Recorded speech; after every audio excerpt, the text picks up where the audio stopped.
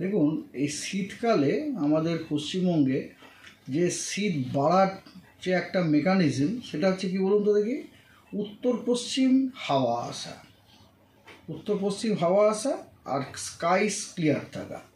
আচ্ছা, স্কাই মোটামুটি ধরুন ক্লিয়ার মোটামুটি থাকে। স্কাই ক্লিয়ারের জন্য নিশ্চয়ই টেম্পারেচার কিছুটা কমে, ভোরের দিকে টেম্পারেচার মানে মিনিমাম টেম্পারেচার কমে, কিন্তু মিনিমাম টেম্পারেচারটা সিগনিফিক্যান্টলি ফল করার পেছনে যে ফ্যাক্টরটা কাজ করে সেটা হচ্ছে আপনার কনসিস্টেন্টলি আপনার north westerly wind over our state, over the districts of our state.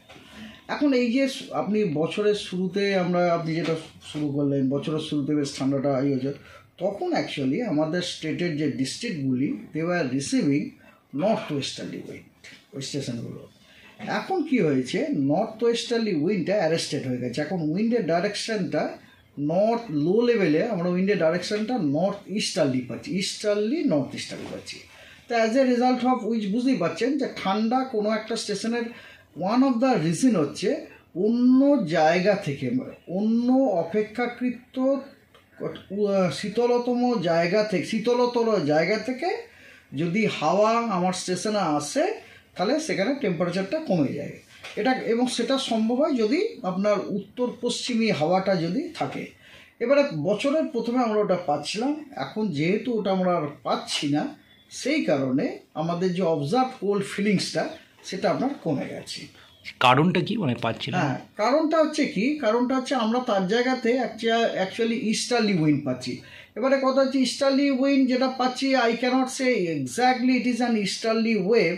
তবে কথা হচ্ছে কি যে ওয়েস্টার্ন ডিস্টারবেন্সটা অনেক দূরে এক জায়গাতে আছে, মানে ধরুন আমাদের দেশের পশ্চিমে আছে।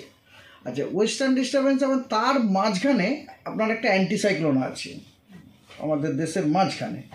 এবারে একটা ওয়েস্টার্ন ডিস্টারবেন্স একদম ওয়েস্টে আছে, মাঝখানে যদি একটা অ্যান্টিসাইক্লোন থাকে তখন তখন অটোমেটিক্যালি যে হাওয়ার যে ডাইরেকশানটা না তখন আপনার এরমভাবে হয়ে যায়। তখন কমার যে ব্যাপারটা এটা ওই 7-8 তারিখ পর্যন্তই আছে। 7-8 তারিখের পর কিন্তু আবার টেম্পারেচার ফল হওয়ার সম্ভাবনা আছে, 3-4 ডিগ্রি মতো টেম্পারেচার ফল হওয়ার সম্ভাবনা আছে। তাহলে আগামী দিনগুলো ডেট ওয়ারি যদি একটু বলে দেন। হ্যাঁ, আমি বলছি। প্রথম কথা আপনাকে বলি, প্রথমে হচ্ছে যে 4, 5, 6 জানুয়ারিতে পশ্চিমবঙ্গের কোনো জেলাতেই বৃষ্টিপাত বা তুষারপাতের কোনো সম্ভাবনা নেই, প্রধানত শুষ্ক আবহাওয়া।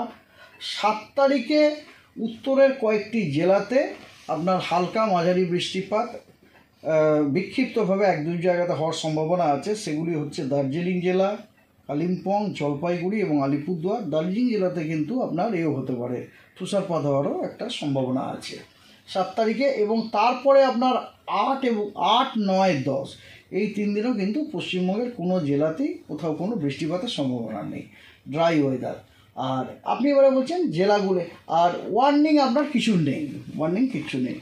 আর এবার আপনি বলছেন যে জেলাগুলোর আপনি ফোরকাস্টের ব্যাপারে বলছেন, যেমন ধরুন আপনাকে let me first take Bankura জেলা, ঠিক আছে? তো বাঁকুড়া জেলাতে আপনার টেম্পারেচার আপনার যেটা বললাম 7-8 তারিখ পর্যন্ত 14 ডিগ্রি পর্যন্ত উঠতে পারে, তারপরে কিন্তু ওটা ফল করে 13 হয়ে যেতে পারে, তারপরে ওটা ফল করার সম্ভাবনা আছে বাঁকুড়া ডিস্ট্রিক্টে।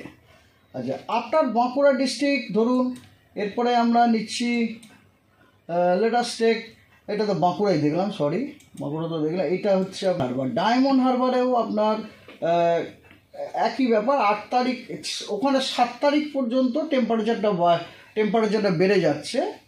7 তারিখ পর্যন্ত ডায়মন্ড হারবারে 7 তারিখ, 6 তারিখ পর্যন্ত বেড়ে যাচ্ছে, 16 হয়ে যাওয়ার সম্ভাবনা আছে। এবং 6 তারিখের পর থেকে আপনার টেম্পারেচারটা কম হওয়ার সম্ভাবনা আছে ডায়মন্ড হারবারে, ঠিক আছে?